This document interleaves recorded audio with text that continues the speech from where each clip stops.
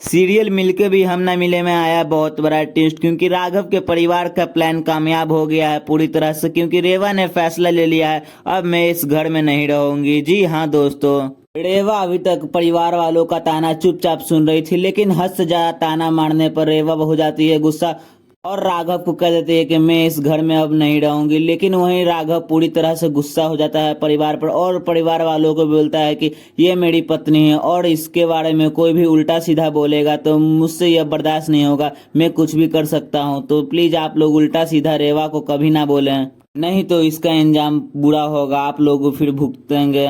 लेकिन घर वाले राघव को बोलने लगते हैं कि ये लड़की विधवा है, तुम एक विधवा साथ रहोगे। तो राघव बोलता है तो विधवा हुआ तो क्या हुआ, अब ये मेरी पत्नी बन चुकी है, अब ये मेरे साथ ही रहेगी। लेकिन ये सब बात रेवा को सुन के अच्छी नहीं लगती है और रेवा चुपचाप अपने कमरे में चल जाती है। तो ठाकुर साहब राघव को कह देते हैं कि अगर इस लड़की को इस घर में रहना है तो इस घर का सारा तौर तरीके इसको पता होना चाहिए, अगर ये घर का तौर तरीके फॉलो नहीं करेगी तो इसे इस घर में मैं रहने नहीं दूंगा, चाहे इसके लिए कुछ भी हो जाए। मैं तो चाहता हूं दोस्तों कि राघव और रेवा की जोड़ी बनी रहे, रेवा घर छोड़कर कहीं नहीं जाए। आप लोग भी चाहते हैं कि रेवा राघव के साथ ही रहे तो हमारे वीडियो को एक लाइक जरूर कर दें और कमेंट में आई लव यू रेवा लिखें और इस वीडियो को 3 लोगों को शेयर कर दें। राघव के ऐसी ऐसी बात सुनने के बाद पूरे घर वाले परेशान होते रहते हैं और सोचते हैं कि अरे ये कैसा लड़का है, एक विधवा लड़की से शादी करके और हमारे ही से ही लड़ रहा है, हमने इसका बचपन से ख्याल रखा है और ये हमारे से ही लड़ रहा है एक विधवा लड़की के चलते।